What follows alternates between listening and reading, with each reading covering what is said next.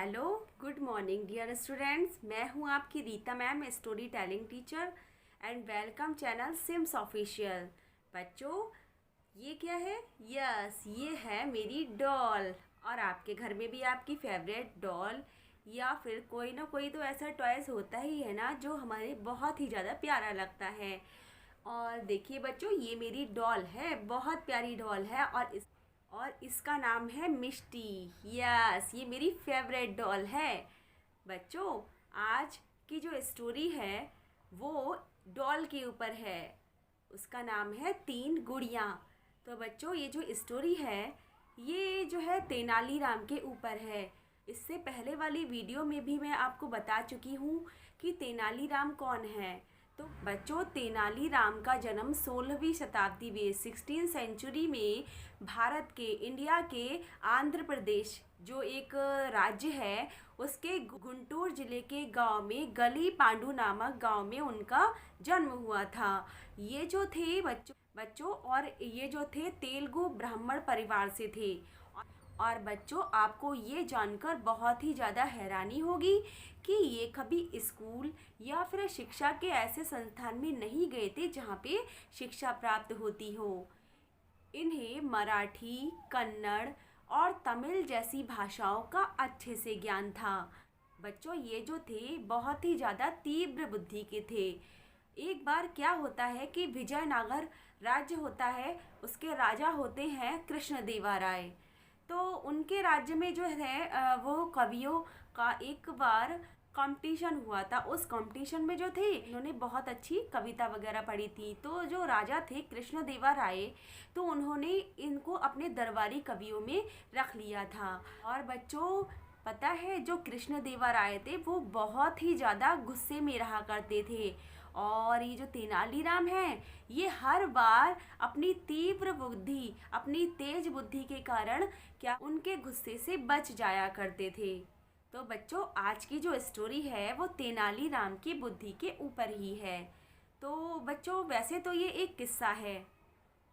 तो चलिए स्टार्ट करते हैं आज की ये स्टोरी जिसका नाम है तीन गुड़ियाँ। बच्चों, एक बार कृष्णदेवराय के दरबार में एक दूर देश से व्यापारी आता है।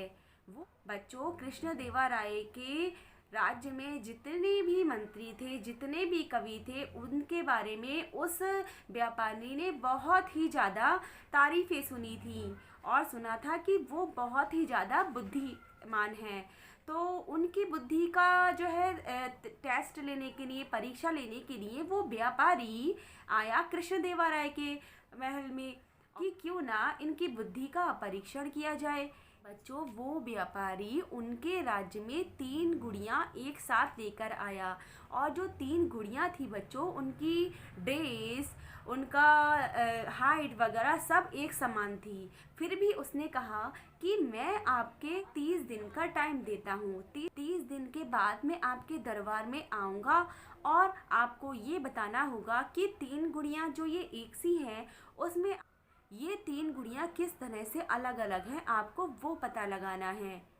अब बच्चों, उनके जो दरबारी कवि थे वो सोच में पड़ गए कि जो है अरे कि इसमें ये कमी है। लेकिन बच्चों, वो तो जो थी एक से ही गुड़ियाँ लग रही थी, उनमें तो कोई भी कमी नहीं लग रही थी। दो अब बच्चों, जो उनके दरबारी कवि होते हैं वो तो बहुत ही ज़्यादा सोच में पड़ जाते हैं और जो राजा होते हैं वो भी बहुत ही ज़्यादा सोच में पड़ जाते हैं कि जो है अब हम इसका पता कैसे लगाएं। और अगर 1 महीने के बाद वो आएगा, हमसे पूछेगा तो हम उनमें क्या समानताएं बताएंगे। अब बच्चों, ऐसे ही 30 दिन के बाद में वो व्यापारी लौट कर आता है और महाराज से कहता है कि बताइए महाराज, इन तीनों गुड़ियों में क्या असमानताएं हैं?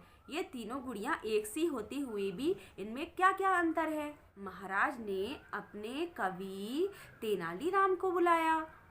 तब तेनालीराम ने क्या किया बच्चों, आपको पता है? उन्होंने क्या किया, एक गुड़िया के कान में एक तार डाला और वो तार कान से निकालकर उसके मुंह में आ गया। और बच्चों, जो दूसरी गुड़िया थी उसके एक कान से तार डाला और वो तार उसके दूसरे कान से निकाल दिया। और जो तीसरी गुड़िया थी उसके कान में तार डाला और वो उसके अंदर ही चला गया। तब उसने कहा, अरे ये कैसे। सब लोग सोच में पड़ गए कि तेनालीराम ये आखिर कर क्या रहा है। तभी तेनालीराम ने कहा, यही असमानताएं हैं। तभी तेनालीराम ने कहा, देखो जो पहली गुड़िया है वो तो बहुत ही ज़्यादा बुरी है, और जो दूसरी गुड़िया है वो थोड़ी ठीक ठाक है, लेकिन जो तीसरी गुड़िया है वो बहुत ही ज़्यादा समझदार है। तभी सब लोग आश्चर्यचकित रह गए। उन्होंने सोचा, वो कैसे।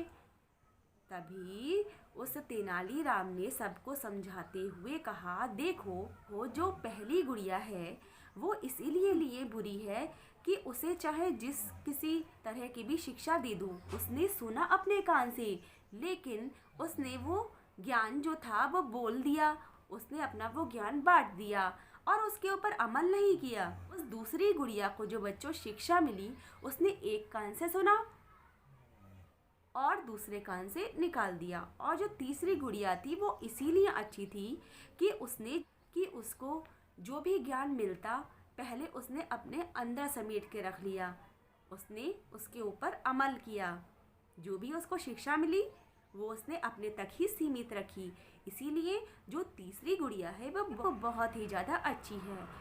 ये अंतर है इन तीनों गुड़ियों में। तो अब जो दरबारी कवि थे बोले, हाँ भाई ये तो सच बात कह रहा है। और जो व्यापारी था, राजा थे बच्चों, वो उसकी बात को सुनकर हैरान रह गए। तो बच्चों होता भी अपने साथ में यही है ना, कि हम जो भी शिक्षा ग्रहण करते हैं, जो भी टीचर्स हमें पढ़ाती हैं, वो हम कभी एक कान से सुनकर दूसरे कान से निकाल देते हैं, सुनते ही नहीं हैं।